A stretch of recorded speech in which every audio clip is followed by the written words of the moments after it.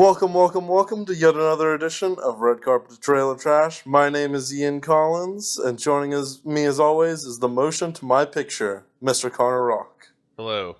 I'm not going to comment. Just keep going.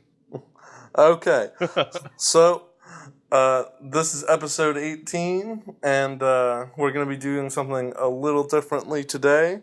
As the Oscar nominations were announced last week, we are going to go ahead and take a little Oscar preview before we discuss the movies coming out this weekend, which are Last Full Measure, The Turning, and The Gentleman.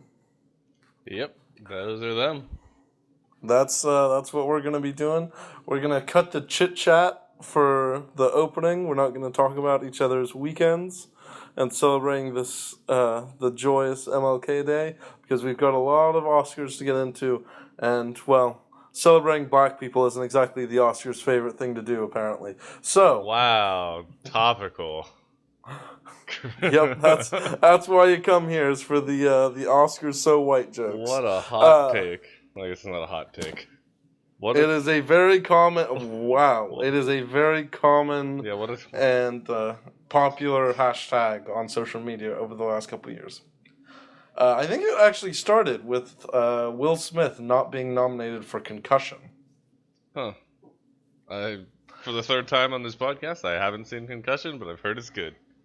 Yep. Okay, so we are going to get started and just build our way up the list that is on the Academy Award website. And I am going to read out the category. Going to read the nominated movies and or actors, directors, and then I will explain what my expectations are, who I think should win, and who I think will win. For a lot of the technical or smaller awards, it's going to probably be the same, because I'm not as aware of what the buzz is for who's going to win those particular awards. But let's dive right in. Are you excited, Connor? Yeah, I was just gonna say, and I'll be here too, throwing in my nonsense and recommendations. Yes, where appropriate and applicable. And I'm gonna write these down, and then we're gonna see how we did. I think that's a thing we should do. That is a thing we should most certainly do. All right, thank goodness you're making yourself useful. So, up first, pretty big one. It's the writing an original screenplay. This is not the adapted, this is original screenplay. We've got Knives Out, Marriage Story, 1917, Once Upon a Time in Hollywood, and Parasite. Ooh. So this one, Knives Out, I think was just given sort of like a secondary look, because writing is split between adapted and original, and I think that it would not get this sort of recognition otherwise. It is nice that it did get some recognition, because it was a very fun, enjoyable movie. It doesn't stand a chance here. Yeah, I was gonna say, it doesn't really seem like it fits. Yeah, 1917, while I thoroughly enjoyed it, I don't think the writing is going to be the thing that's really honored at it. I think it's going to be more of the technical side and the directing and cinematography sort of thing. And so, while I think it's good and there's definitely a chance of it, I think that the favorite in this category has to be Once Upon a Time in Hollywood, written by Quentin Tarantino. Yeah, I mean, that from what you've said about it, and from what I know about Parasite, and it's kind of the same thing you said about 1917. Like, it's not really the writing that makes the movie good. I think I agree with you. I will say, and we'll get to it later, I am surprised with what Parasite was nominated for and what it was not nominated for. I'm surprised they didn't get more buzz in the acting categories. But Parasite and Marriage Story, I am not up to date on what all the hype for Parasite will be in terms of which awards they'll win. I would not at all be upset if Parasite were to win it. I don't think that it should, but it was a very well-written movie. I wouldn't be up in arms about it. Marriage Story is the one big movie this year that I have not had a chance to see yet, And so I will give an update next week if there are any changes to my predictions. I don't get the hype behind. Granted, I didn't see it, but I've seen like enough clips, previews, whatever. I don't get the hype behind Marriage Story. Like, I'm not really sure about it either, but a lot of people are saying, I think that there's some hype that this could be a dark horse that could steal it, but I think that the favorite, and my opinion for which should win best writing, are Once Upon a Time in Hollywood, and that's my prediction of what will win as well. Yeah, I agree with you there. I'm not gonna know what the favorite is. I'm just gonna say what I think will win. Yeah. Yeah, and I think Marriage Story might steal it, but I don't think it will. Writing adapted screenplay. This is probably the one that's most up in the air.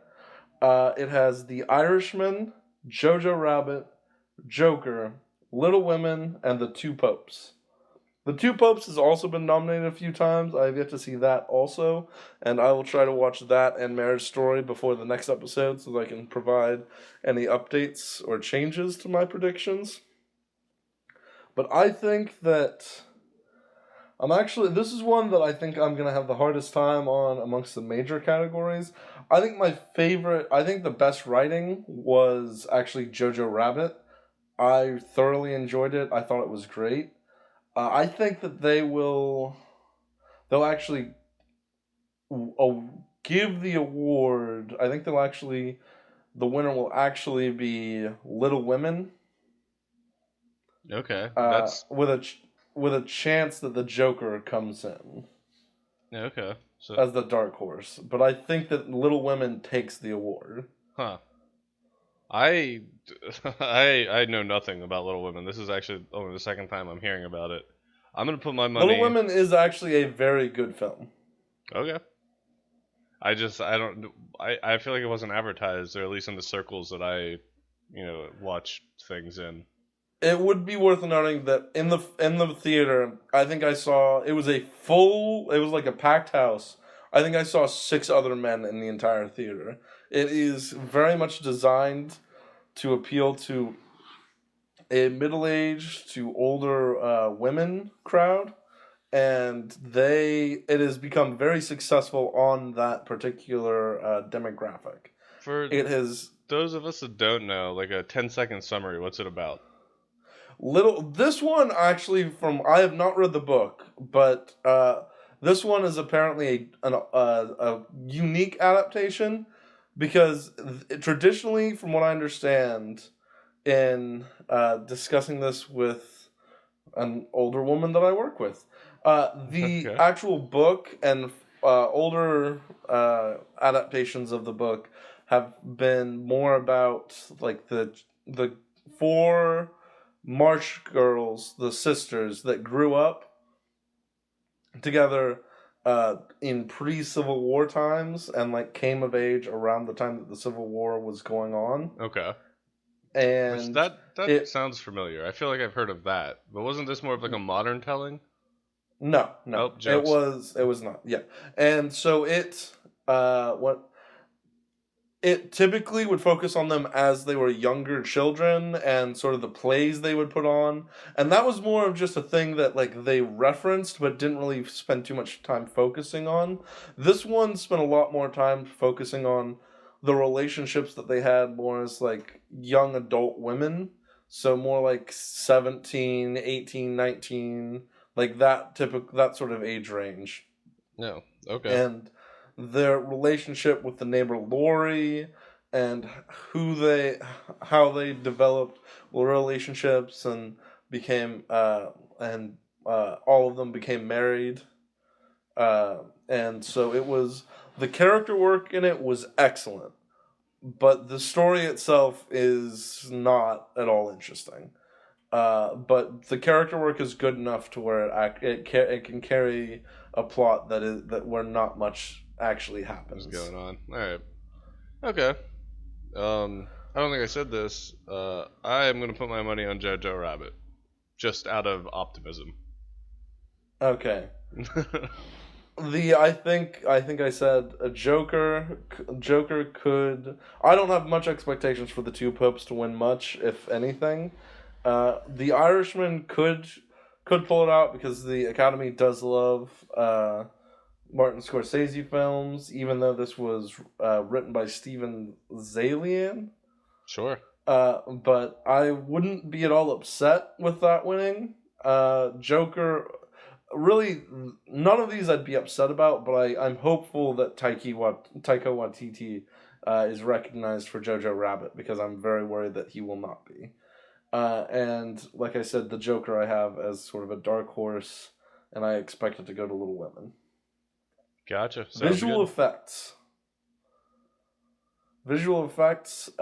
We have Avengers Endgame, The Irishman, The Lion King, 1917, and Star Wars: The Rise of Skywalker. Whoa. I was not expecting half of those.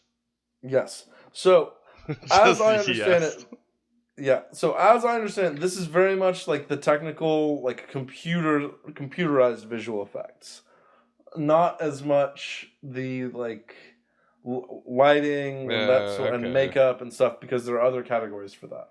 And so that is something that is definitely important to take into account, because if it's just like what you see on the screen, and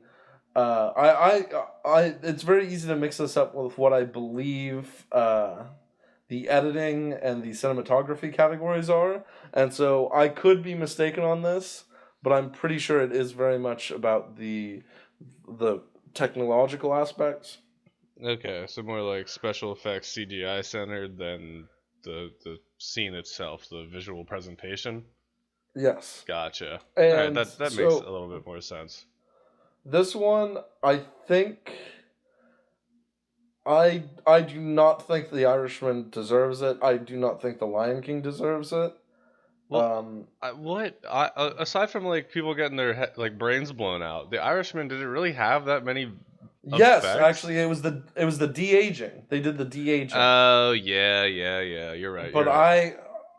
I am worried that they will award it for the de-aging, but I did not think it did a very good job with the de-aging and utilizing it in ways that we've seen in movies past.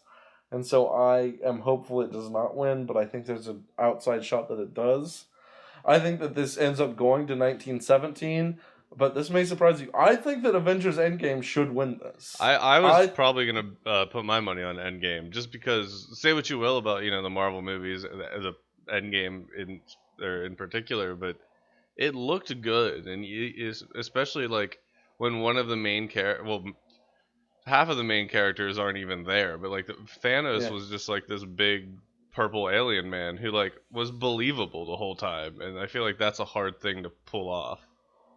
I may be just looking at it through rose-tinted glasses, but I thought that Avengers Endgame, the visual effects were excellent, and I think that it's deserving of the nomination. I think it should get the win. I do not think it will, because it's a superhero movie, and that's the same reason I don't think Star Wars will get the recognition for visual. I don't think it'll win because it's Star Wars and it's just not an Academy type of movie, which is why I picked 1917 is what I think will win. Okay.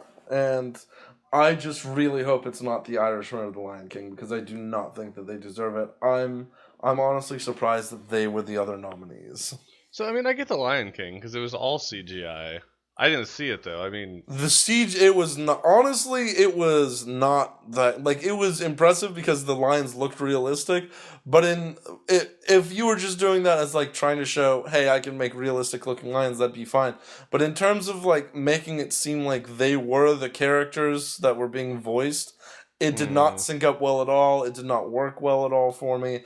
I was not a fan. Gotcha. They were lacking in expressiveness, or. Mm-hmm. Okay, gotcha. Very subdued. Sound mixing is the next one. What the fuck is sound mixing? It is. I always mix up what sound mixing and sound editing are. It's very complicated. In sort of, I think sound mixing is sort of getting the sound effects to blend together, whereas sound editing is the addition of outside sound. or sounds within that were within the scene and editing them properly. I'm not sure if that's correct. It is Yeah, one sure. that it is. These two are ones that the voters legitimately have difficulty with, from what I understand. Like, critics don't fully understand it. It is a difficult thing to pick. It's one of those things, like, unless you're in the industry of sound mixing / sound editing, you're not really sure the nuances. Yeah, exactly. And so there's Ad Astra, Ford v Ferrari, Joker, Once Upon a Time in Hollywood, and 1917. I'm gonna just let me before you give your analysis. I'm just gonna throw a dart at a dartboard here real quick. There we go, and it's 1917 is my guess. It's a good guess. I think this is gonna go to the Joker. Okay. Just because it's really difficult to sort of get the. I'm not super familiar with sound mixing. I would like Ad Astra to win this just because I would like for him to be for that movie to be recognized for its technical. I'm surprised it does not have more technical nominations because I thought that it was just a visually and just as a cinematic experience, the sound, just everything about it was, while the acting and the story and the usual things you're looking for in a movie were less than stellar. The technical aspects were very impressive, and I'd like for there to be some sort of recognition for that. But I doubt that it will. I think that it goes to the Joker. Okay, yeah. I mean, honestly, for Ad Astra, when you said visual effects, I thought that would at least get a nomination, but I'm surprised it didn't. Um, then we got sound editing. yes, sound editing, which is Ford v Ferrari, Joker, 1917, Once Upon a Time in Hollywood, and The Rise of Skywalker. I don't know. I'm going with Ford v Ferrari here. Don't know why. No reason. Go ahead. Do your thing. This one, okay, I think this one is going to end up going to. I think it's going to go to 1917. Okay. I don't, like I said, I don't know enough about this to where I can fully make adjustments, but I think that because that was so much about sort of the experience that it puts the audience through, the sound was such a pivotal aspect of that. And granted, a lot of that was more the score, which we'll get to when that category comes up. But I think that the sounds of especially I think what was it, Lieutenant? Was it the lieutenant? Schofield. I don't remember what his rank was. The sounds that sort of embodied a lot of his trip, and then with Blake and just everything that was going on. I think that has a likely choice of winning it, and I think that it's well deserved. All right. All right. Sounds good. What do we have next? Short film live action. All right. Brotherhood, Nefta Football Club, The Neighbor's Window, Saria, and A Sister. I have not heard of any of these, I don't think. No, neither have I. You and I are on the same footing for this, so this is fun. I am going to guess A Sister. Alright, I'm going Neighbor's Window. Okay. And there's that. Next. Yep. We're going to do it again. It's no. short film animated. Alright. Desira. Actually, I think I've seen one of these. Desira, which is daughter in another language. Hair Love, Kit Bull, Memorable, and Sister. Which is not a sister. No. There's just another sister one. Yes. What's the one? I'll go with Kit Bull. Okay, the one that I have actually seen is Hair Love, which is actually quite good. But from just the visual aspect of it, because this is the short film animated, right? I think just visually, I think it might go to Memorable. But I really enjoyed Hair Love, and I'll say that that's the one I think should win because it's the only one I've actually seen. All right. So wait, you're betting on Harlow? No. Memorable I is think what? Okay. Memorable is what I think it will be. I want it to be Hair Love. Gotcha. Okay. Production design. What does that encompass? That is what I'm double checking. I believe that's sort of like set design. Okay. Let me just, what does it... Yes, it is for the set. Production design is all about the set. Okay. Right. And so this goes to The Irishman, Jojo Rabbit, 1917, Once Upon a Time in Hollywood, and Parasite. Ooh. This one is actually also incredibly competitive in hindsight. I don't think it goes to Parasite. Parasite has a few good scenes in it for this, but I don't think that there's enough that's really necessary for it because there's only a few scenes where it's really, really good about that. I think that, oh man, The Irishman is good, but I think this is a and Jojo Rabbit also, they're all very deserving nominees, but I think that this is a two-horse race in 1917 and Once Upon a Time in Hollywood. Okay. My God, they built a fucking house for 1917. The farmhouse they built in that location. They dug over a mile of trenches. I think it has to go to 1917, but I would not. I think that's what's going to win, and I think that's what should. I would not at all be surprised if it goes to Once Upon a Time in Hollywood with the set design they used for just 1960s Hollywood in the background and the scenes that they did, but I think it goes to 1917. I think it has to. Yeah, I'm having been told that they dug like a mile of trenches. I think I am compelled to vote with 1917 too. I will say that just from what I've seen, the limited things I've seen about the movies, I think Jojo Rabbit stands a solid chance because like that like campy feel mixed with like Nazi occupied Europe. I feel like that. I don't know. I got very strong like placement. I'm glad Jojo Rabbit has gotten a lot of recognition. It didn't get as much as I would have liked for it to, but I thought it was an excellent movie. Yeah, I'm really looking forward to seeing it. I just haven't got around to it. You know me. I don't go to see movies. But yeah, I think I'm gonna follow your vote there. I'm gonna go with 1917 as well. Yep. Music original song. This is I Can't Let You Throw Yourself Away from Toy Story 4. Okay. I'm Gonna Love Me Again from Rocket Man. I'm Standing With You from Breakthrough. Into the Unknown from Frozen 2.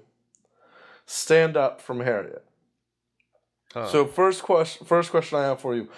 Do you know what the movie Breakthrough is about? Because we have not discussed it on this podcast. I do not know. It is if I'm not mistaken, and I will check this while I'm discussing it with you. Breakthrough is about I believe it's a teenage boy it's a Christian film about a teenage boy who falls through the ice on a pond that he's on for some reason. Okay. Might be skating or something, and goes into a coma. And it's about how his family and community rally and through prayer and wait for him and like pray and like have a certain level of support. Wait, this doesn't sound very Hollywood at all. Hollywood hates a Jesus. Yeah, so here's the description. A faithful mother, when her 14-year-old son drowns in a lake, a faithful one prays for him to come back from the brink of death and be healed. It's like a very, very much a Christian movie, but this is not about the movie. This is about the song. Right. I think this goes to "I'm Gonna Love Me Again" from Rocket Man. Yeah, my bet's from Rocket Man too, just because I love Elton John. So. This seems like a very weak year for the original song category. Fun fact, did you know that that's the category that 3 6 Mafia won an Oscar for? For what song? It's Hard Out Here for a Pimp. Oh, no way. All right. Yes. I didn't know that. 100%. Wow. Okay, then this is up next as music original score. All right.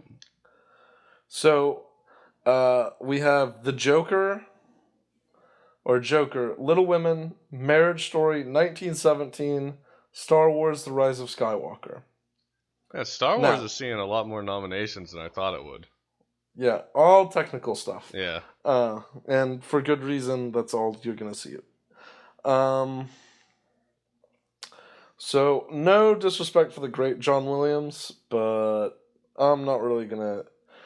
I think this is a runaway, or at least it should be. That 1917 Thomas Newman was spectacular. I thought he was amazing. The idea that he won't get it seems ridiculous to me. I think that there's a chance that they give it to Joker instead, because that's what won the Golden Globe. I think it's... I will say that Joker did have a good score, but I mean, 1917, the score was just so pivotal to the setting and the experience itself that I don't know how you can opt for something else. Well, I'm gonna opt for something else. I'm gonna take the little man here, or the little woman. And I think, Little Women? Yep, I think they're gonna. Well, yeah, because it was a play on the little man and then the little whatever. Yeah, I'm taking Little Women. No, they did have a good score. It was a lot more subtle, though. Well, I haven't heard literally any score from any of these movies except Star Wars, so it's all okay. Up next, shot in the dark. Up next, we have makeup and hairstyling. All right. So we have first Bombshell, then Joker, Judy, Maleficent, Mistress of Evil, and 1917. And 1917 has been nominated for like every single one of these. I believe it has 11 nominations. Damn. You know what? It is nominated for. I think it's nominated for everything outside of original song and acting. Which I guess, yeah, that makes sense. It doesn't have songs, and it wasn't really about the acting, from what you've said. So. Well, I thought the acting should have been recognized, but. We'll get to that. It was a very strong year for supporting and lead actor. Yeah. Okay, so before you give anything about these, I'm gonna say Bombshell. No real reason. Just just from my opinions from the trailer, I think they did well makeup hairstyling.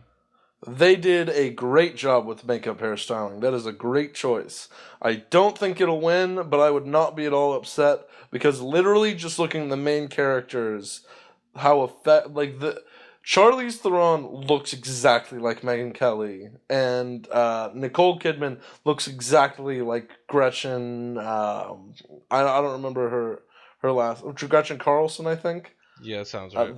They look exactly like the real people, and I think the hairstyle and makeup are a big part of that. But I think this goes to 1917. I think it should go. I think it should go to 1917. I mean, just the amazing things that they do, how they. I don't want to spoil any aspects of the movie, but just everything they do throughout, I think it's excellent. It says, there's going to be a lot of 1917 that gets awarded in the technical categories because it was just that damn good. Yeah. Little surprised Judy won on this. Yeah, I didn't expect. But when I see the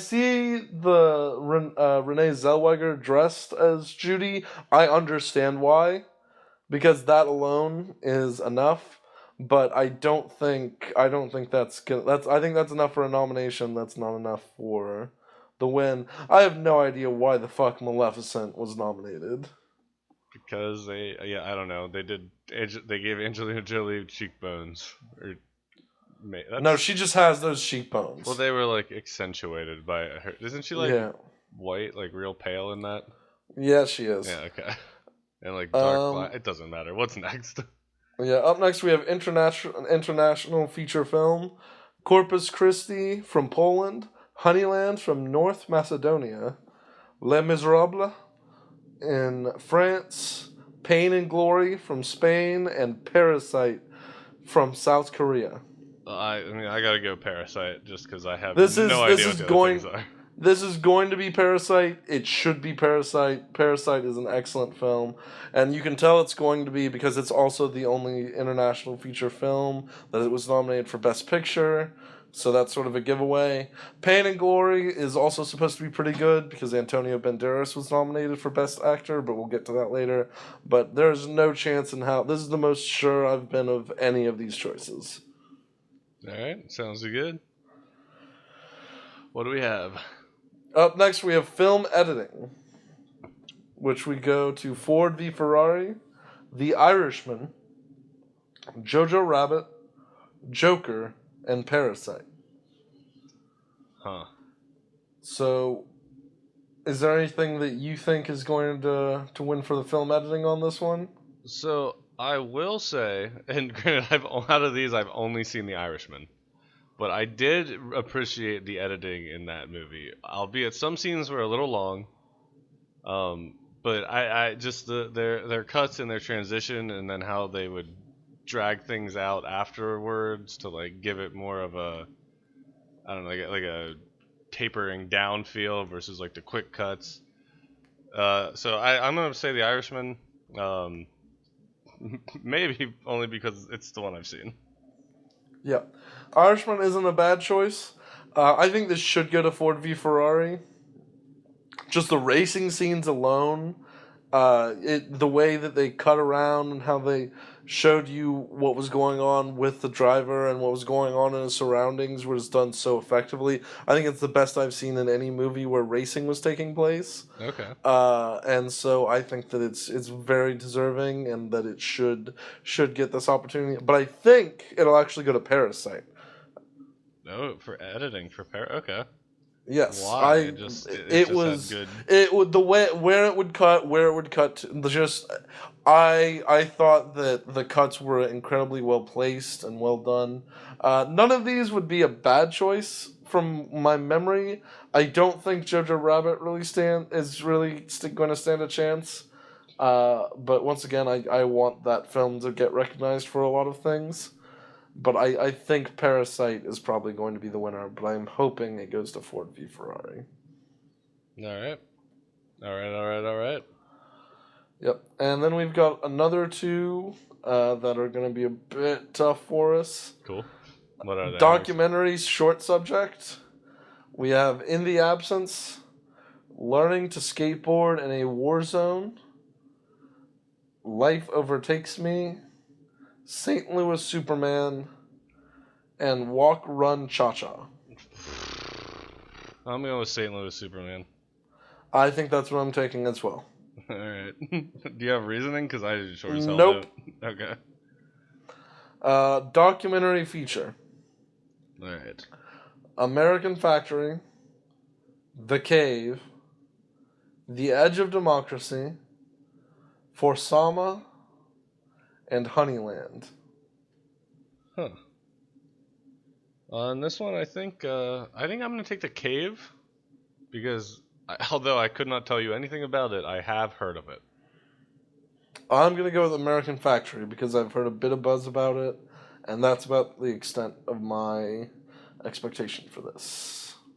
All right, cool. 2 knocked out of the park right there. We're killing it. How many are there? We're about to get into some big ones. Okay. Coming up, I think we've got 3 outside, 3 more technical, and then the rest are the big, like acting, directing, best picture. Yeah. All right, cool. But up next is, because this is in alphabetical order, up next is directing.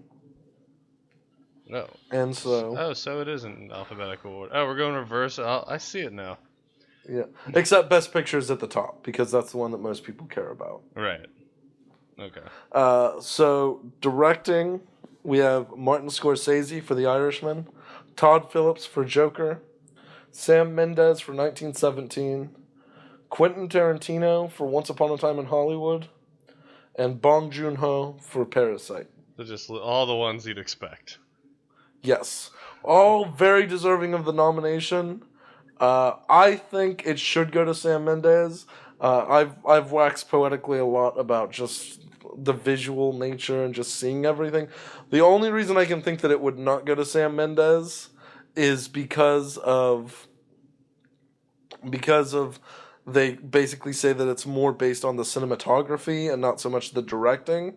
But I think that that's not. I think that they are both fully deserving, and that this should go to him, Sam Mendes.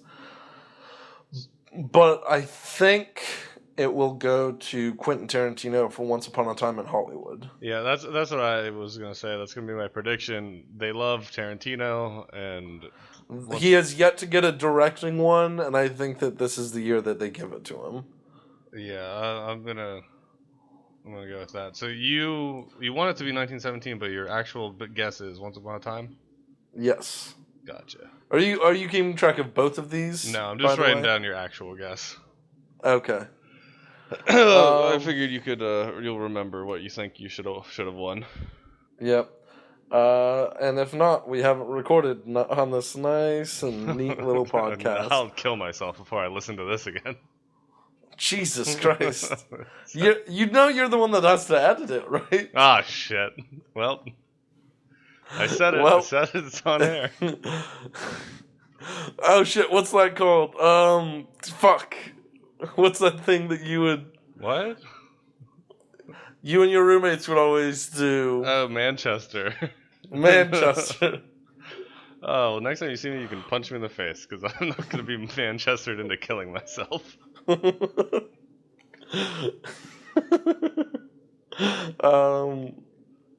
What's our next category? We took a dark, weird turn there.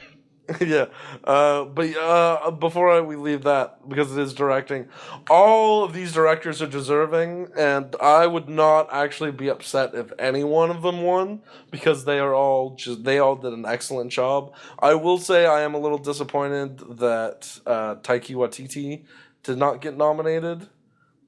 I would have much rather seen him than Scorsese, and that might sound like blasphemy, but The Irishman was too long. And he was too self-indulgent, and I think he should be penalized for that. Well, a lot of people have said that Quentin Tarantino was very self-indulgent with his film as well. Well, maybe I'll go see it, and I'll change my answer. That could be true. I don't know. I didn't see that one. I just sat through the fucking Irishman, and it was a lot. Yeah, and then Greta Gerwig, also a snub, but I think... I can understand that, but I think that they made the right choice with these 5. What did she do? She did Little Women. Okay. Actually, I think I would probably replace Todd Phillips with Taika Waititi. That's fair. But I'm not at all upset with Todd Phillips being on there. I aired my qualms with the short amount of Joker I've seen already, so I'm still gotta see it full and get back to that. But I think him being replaced might be fair as well. But we can move on. Costume design, we have The Irishman, Jojo Rabbit, Joker, Little Women, and Once Upon a Time in Hollywood. I think... I don't know what I think this should go to. I think it should go to Once Upon a Time in Hollywood. Okay. But I think it will go to The Irishman. Huh. Really? For costume design? Yes. I mean, it's not that hard to, like... Well, I guess a period, like... What am I looking for? I mean, with a period piece like Little Women, it's gonna be... Or like Jojo Rabbit, they just put him in fucking Hitler Youth uniform. Yeah, I guess that's true. My bet was gonna be on Jojo, but you might be right. So, yeah, I don't know. I'll keep with Jojo, and you're saying Irishman? Yeah. Huh. We'll see. I would have thought you would say Once Upon a Time, but I guess you're being a realist. I said that that's the one I wanted to win, but I think it will go to The Irishman. Cinematography, we have The Irishman, Joker, The Lighthouse, 1917, and Once Upon a Time in Hollywood. This one should and will go to 1917. This is the one I'm second most confident about. The one I'm most confident about is Parasite, winning Best International Feature Film. This one is a slam dunk. It's going to Roger Deakins. Yeah, I was gonna ask you what Lighthouse was, but I don't even give a shit. Like, it's gotta be. Lighthouse is supposed to be a pretty good black and white horror film that came out this year. It had Willem Dafoe in it. That's spooky enough. But Yeah, after we went on like that dude. 15-minute tangent about Roger Deakins or Deakins or whatever the Roger Deakins, right, for 1917. We talked about him a lot last episode, so I would assume that this is definitely going to him. I feel pretty confident about this one as well. Yeah. Animated feature film. Granted, I have only seen one of these, but this seems like a weak class. It's How to Train Your Dragon: The Hidden World, I Lost My Body, Klaus, Missing Link, and Toy Story 4. What is How I Lost My Body in Klaus? No, Klaus idea? I think is about supposed to be like Santa Claus. Yeah, that was that a Netflix one? Yes. Yeah, okay, I've seen it. I Lost My Body is also a Netflix film. Okay. Didn't see that one. I mean, I didn't see Klaus. I've seen like the cover. I might end up watching these before the Oscars just to get an idea, but I'm not gonna make any promises about that. You know, I'm gonna... worth noting. Frozen 2 was not nominated. Oh yeah. Well, What's your prediction? I think this goes to How to Train Your Dragon: The Hidden World. Oh, really? Yes. Oh, I'm gonna go with Klaus. No real reason except the Netflix pictures I've seen I've liked the art style. Mm-hmm. That's it. All right, what's next? Now we're getting into the action. Now we're getting into the acting. Stuff, yeah. Now we have the acting, and then it's going to go to Best Picture. Okay, so up first we have Actress in a Supporting Role. We've got Kathy Bates for Richard Jewell, Laura Dern for The Marriage Story, Scarlett Johansson for Jojo Rabbit, Florence Pugh for Little Women, and Margot Robbie for Bombshell. This is a great category. I'm not sure if there may have been a snub that isn't immediately coming to mind, but this is a stacked. I think that all of these. I haven't seen Laura Dern in Marriage Story, but Kathy Bates did a great job. Scarlett Johansson, Margot Robbie, Florence Pugh, all excellent. I think it should go to Scarlett Johansson. I think it will go to Laura Dern. Laura Dern? Alright. I'm going to go with Kathy Bates. I would get into it, but there's not a whole lot of substance there. But she is a great character actress. I don't think she stands a chance, though. Really? Not even in the slightest. Huh. Well, if I'm wrong, I'm wrong. It's just the norm. We got Best Supporting Actor now? Or do we go to... yes, Best Supporting Actor. We have Tom Hanks in A Beautiful Day in the Neighborhood, Anthony Hopkins in The Two Popes, Al Pacino in The Irishman, Joe Pesci in The Irishman, and Brad Pitt in Once Upon a Time in Hollywood. All right. This one will and should go to Brad Pitt. That was going to be my prediction as well. I am a little disappointed because any other year I would love to see Joe Pesci get this for his excellent portrayal of Russell in The Irishman, but it's just this is Brad Pitt's year. He has never won an Oscar before, and his performance is 100% deserving of it. Brad Pitt was in a movie that was just all kinds of great things. He was the best part about it. Huh, that's quite a compliment. Oh, I remembered who was the snub for actress in a supporting role from a lot of people. Jennifer Lopez in Hustlers. Really? Yes. I guess you said Hustlers turned out to be not that bad, right? It was fine. Worthy of a Best Supporting Actress nomination? No. Okay. But she was without question the best part about it. Yeah, but like she was not as good as these other 5 women were in their respective movies. Yeah, that's definitely true. Okay, now we have actress and a lead. Oh, sorry. Was there anything else you were going to say? Nothing important. Okay, now we have actress in a leading role. We have Cynthia Erivo for Harriet, Scarlett Johansson for A Marriage Story, Saoirse Ronan for Little Women, Charlize Theron for Bombshell, and Renee Zellweger for Judy.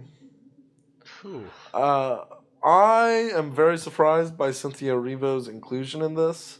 I think, after discussing this with a friend of mine, I think that both Lupita Nyong'o from Us and Awkwafina from The Farewell would have been better choices. But this seems like a fairly weak year for Best Actress nominees. Yeah, I really don't. I don't even have a guess, really. So Renee Zellweger won the Golden Globe, and I'm a little surprised by that. And I'm interested to see, because I think that she's deserving of the nomination, but I think that this should go to Charlize Theron.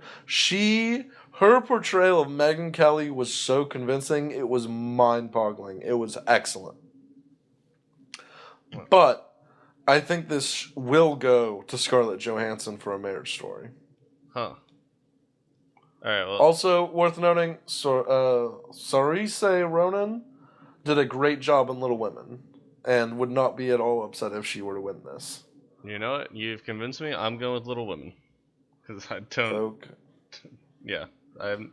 Okay. I was gonna say Scarlett Johansson, but we need to have some contention. You know, we need to have a contest. Sure. All right. Actor in a leading role, we've got Antonio Banderas from Pain and Glory, Leonardo DiCaprio for Once Upon a Time in Hollywood, Adam Driver for Marriage Story, Joaquin Phoenix for The Joker, and Jonathan Pryce for The Two Popes. This may come as a surprise. I think that Adam Sandler got snubbed for this. I saw. Okay, wait. This is a bit of off topic here. Does Adam Sandler unironically refer to himself as the Sandman? I'm not sure if he refers to himself as that, but people do refer to himself. To him I saw like a tweet where he was like, "Yeah, the Sandman got snubbed for the Oscar." And according to you, apparently Richard Jewell is pretty I good. don't think he should have won it, but I think he should have been nominated. Uncut Gems, the other gem one. Yeah, Uncut Gems. It was. He did a great job in that. It is worth noting though that there were not any likable characters in that film, but he did a great job portraying his character. So who do you think has Best Actor? I think this goes to Joaquin Phoenix. Okay. I think it should go to Leonardo DiCaprio, but there's a chance Adam Driver sneaks in for it. But I think I loved Leo in Once Upon a Time in Hollywood. I don't think that position has gotten as much support. I think that seemed more natural for him, which makes sense because he was playing an actor, and you could really see, like, Joaquin Phoenix, like, you could tell he was acting very hard, but he did a great job in it. Not at all upset with the idea of him winning an Oscar for it.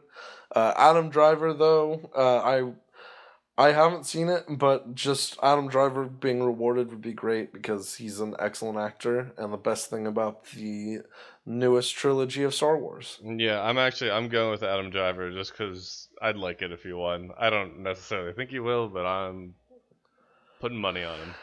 Like, I have heard zero hype for Jonathan Pryce or really anything for the two popes. Antonio Banderas was basically, he was good enough to get nominated for this, but I don't think he stands a chance of actually winning it and taking it home. I think this is Joaquin Phoenix's to lose. I think it should go to Leo, and would not be surprised if Adam Driver snuck in for it. Now it's the big one. We have Best Picture. Cool. Chills. What are the nominees? The nominations. We have Ford v Ferrari. Really? The Irishman. Yes, The Irishman. Jojo Rabbit. Joker. Little Women. Marriage Story. 1917. Once Upon a Time in Hollywood. And Parasite. Okay, so I know which one I think it's gonna be, and I don't know if I want to bet on that one. I guess I'll do it. My guess is gonna be 1917. I feel like and this is based solely on how much you like the movie, because until 1917, I absolutely loved that movie. Yeah, until 1917, we had that episode. It would have been Once Upon a Time in Hollywood. Seeing as that's like one of the first things you've ever said on this podcast, you're like, this is Best Picture. And then 1917, you're like, well, okay, hold on. No, it is worth noting that I said that on our first episode about a month after a couple weeks after it had came out, and I said it was the front runner.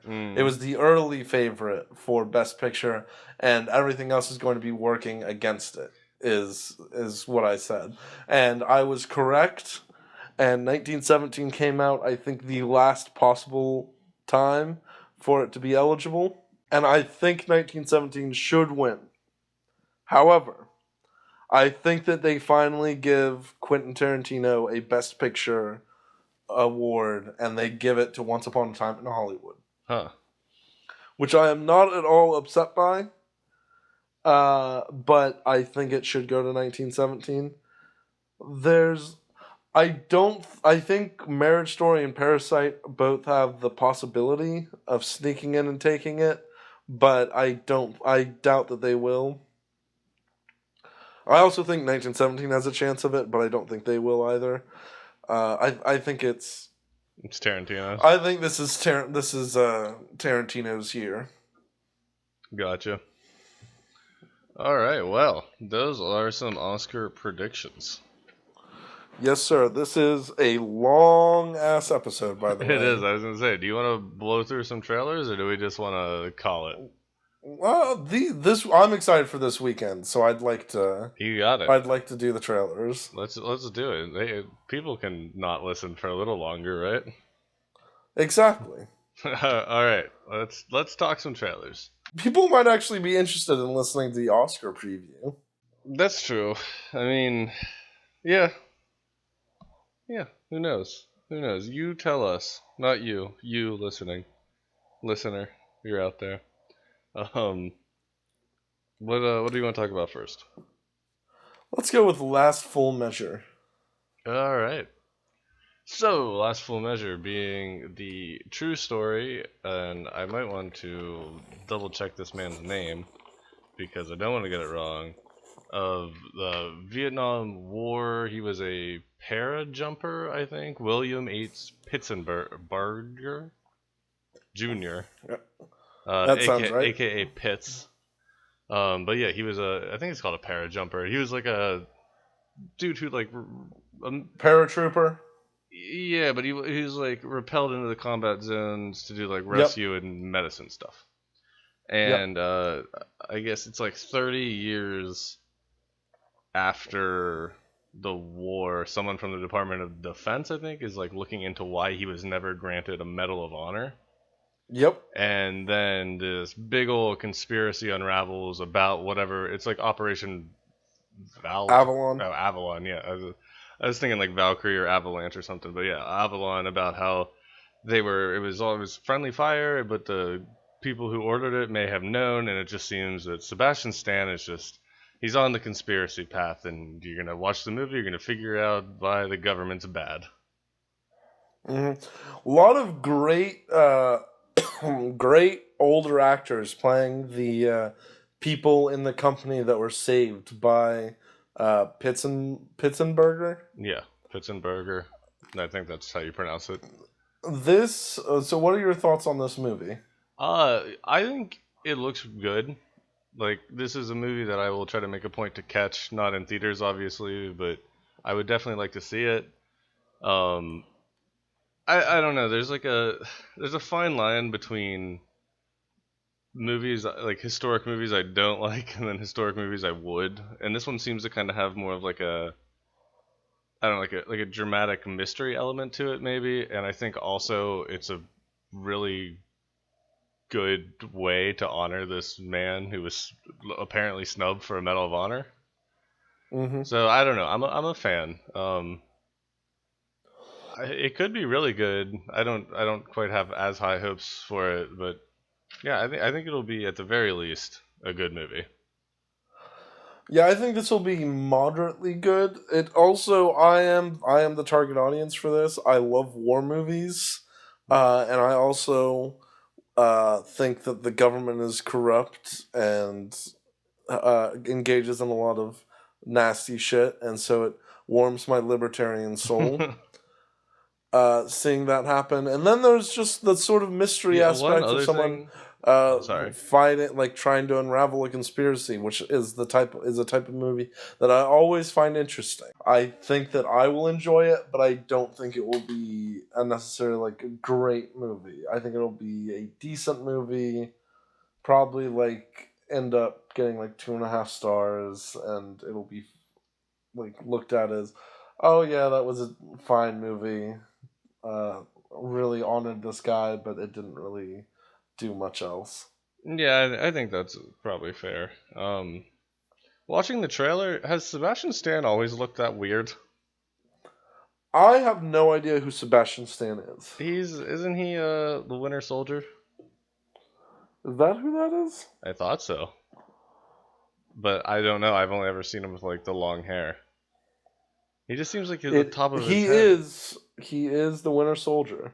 What do you know? The top of his head just looks so big. It was like he had like a light bulb shaped head, and I don't know. Maybe I was just. It doesn't matter. Who cares? Yeah, I don't really have any more thoughts on it. Yeah, I don't. I'm gonna just keep looking through here to see if there's any other. He was in I, Tonya, and he was in Logan Lucky. I don't remember him at all. I'm just gonna keep looking through this while we move on to The Turning, which I think you're probably pretty excited about. Okay. I'm pretty excited about The Turning because everything. So you're right. Everything about the trailer suggests to me that it's going to be like one of these unique horror movies, like sort of like The Conjuring, the Sinister, Insidious. We talk about this all the time. But my one request: stop putting Finn, whatever his name is, in horror movies. Wolfhard. Yeah. Finn Wolfhard. Yeah, stop it. I can't take it seriously. Like, I've seen him fight it. I've seen him in Stranger Things. I don't need him to be it takes me out of the movie. Put any other kid in there, I'd be super hyped about this movie. For whatever reason, and I think he's a fine actor. It's nothing against him, but it's just I think the horror genre has just run away with him, and I do not like that. It's just kind of immersion breaking. That being said, I think this offers to tell a unique story because I can't really piece it together through the trailers. I mean, there's clearly some ghostly bullshit going on, but nothing that's like in your face or too obvious, where you'd get like from like the other derivative horror movies. So I don't know. I think it has a chance to be it's not going to be a great movie by any means, but it has a chance to be like a good horror movie. Yeah, so I'm not sure if you know this. This movie is actually based on an old novella, short story. I'm not sure which it is, called "The Turn of the Screw" by Henry James. I did not know that. It's supposed to be one of the best ghost stories ever written. Huh. I actually have been reading it. I am 2/3 of the way through. Yeah. It's pretty good. My biggest concern, and the one thing I have two big concerns about this movie.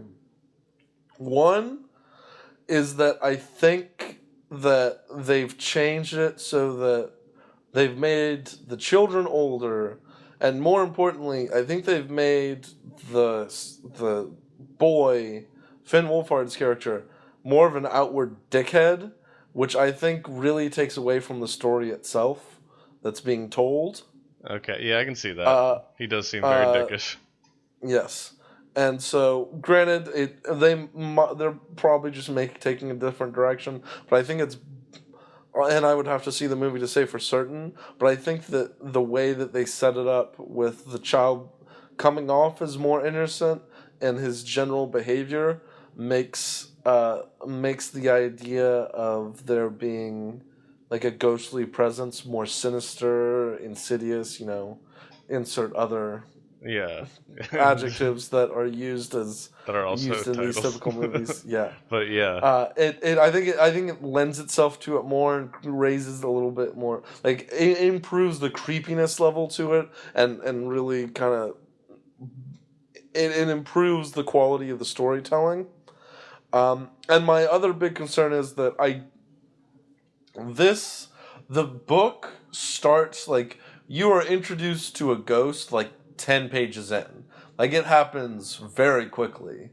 okay. And like it's only a 70-page like short like novella, like I said, but normally you would expect it to take longer to get in, but you're introduced to the idea of there being spirits very early on, and it has a very slow build to the climax that I have yet to reach. But I'm worried that this is going to take more of like The Grudge, it's going to use more like horror film tropes instead of taking advantage of the quality story that it has behind it, and take like some horror like tropes. Like I think I saw something with like sort of a like Grudge thing with a hand in the hair, sort of. Yeah, it's like a And disembodied. It's like what's the hand from the Thing, or not the Thing? The hand from the Munsters. It's like that, but crawling all over no, everybody. Or is it the Addams Family? That's it's the Addams Family and its Thing. Yeah. Oh, okay. I said the Thing. I got all my wires crossed there, but yeah, it's like that, but she's crawling over, which would honestly be pretty terrifying if there's just like a hand you couldn't get off you. But Without question. I think I do agree because it looks like it's giving into some like dream sequence jump scares and shit like that. Where if the story is I'm a little as you concerned say, about they that probably that should have just aspect. went with that. But I haven't even read it a little bit, so I don't know. Yeah, I'm a little concerned about that aspect, but I think that it does have the potential to be a very good ghost story movie. Yeah. Okay, and then moving on to the movie that I am most excited about this weekend, it is the Guy Ritchie film The Gentleman. Yeah, I honestly it seems to be about Matthew McConaughey is an older drug farmer, dealer, empire owner, or at least a small section of an empire. I don't know. And what's his name? David? Is it David? Daniel? Who's like the antagonist? I don't know. The Asian guy? Yeah. Daniel Wu? Is that his name? I don't know. I'm gonna check it right now. Okay. You keep talking though. Yeah. So it just seems like a younger. I don't know if they're a gang or some. It looks like a story of old in the industry versus like young guy up and comer trying to like wedge him out first peacefully and then like violently, and Matthew McConaughey's character is refusing to give up what he's built. That's pretty much all I got from the trailer because they do a good job of not really telling too much, I think, unless that's the whole thing. Other than that, I think it looks good. I think it's going to be a pretty good movie. Like Colin Farrell. It's Colin Farrell, right? Yes. Yeah, his character looks very interesting. What's the other guy? Harriman? Whoever. Look, all the characters look very interesting and well played. I guess I can say it that way. And I don't know. I didn't expect to really be optimistic about this movie, but I'm optimistic about it. Yeah, I'm not actually sure what this guy's name is. There's Tom Wu plays Lord George, but because of his picture, like his, there's no one named Daniel, by the way. Well, then I don't know what the hell I'm thinking of. Yeah. It could be Tom Wu, but I can't tell because the pictures aren't necessarily paired with who they play in this particular film. It's just their IMDb picture, so I'm not sure who it is that plays the Asian fella. Gotcha. Well, it's alright. It doesn't matter. I think it looks interesting. I don't know. What are your thoughts? So, have you seen any Guy Ritchie films before? Maybe. Not that I can. I mean, what are they? Do you have a list? The two like most Guy Ritchie films are Lock, Stock, and Two Smoking Barrels. No. And Snatch. Nope. Okay, I believe they're both on. They were. I'm not sure if they still are. They were on Netflix. You should, without question, watch them. Okay.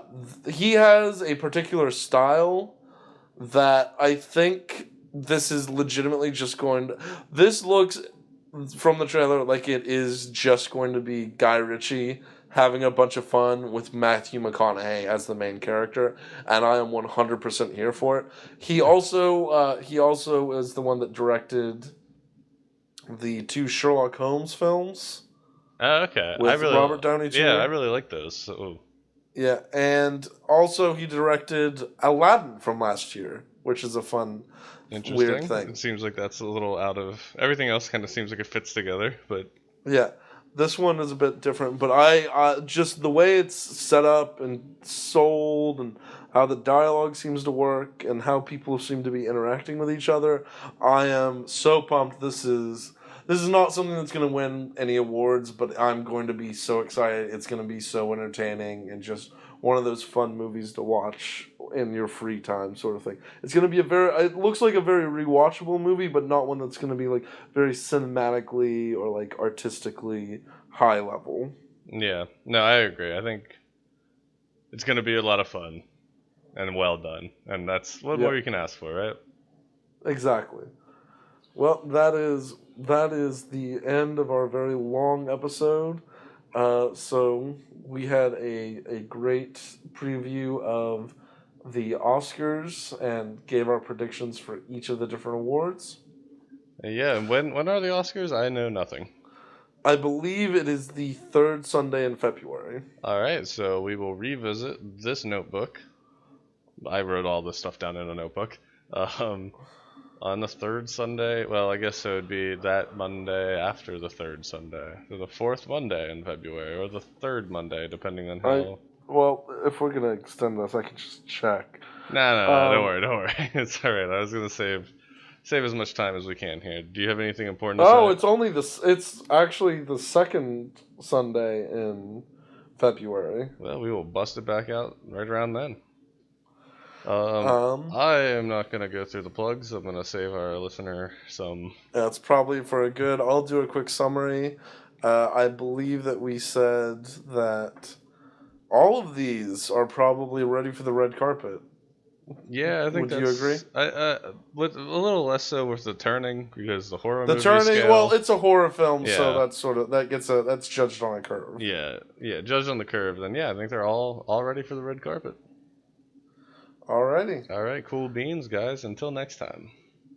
Until next time?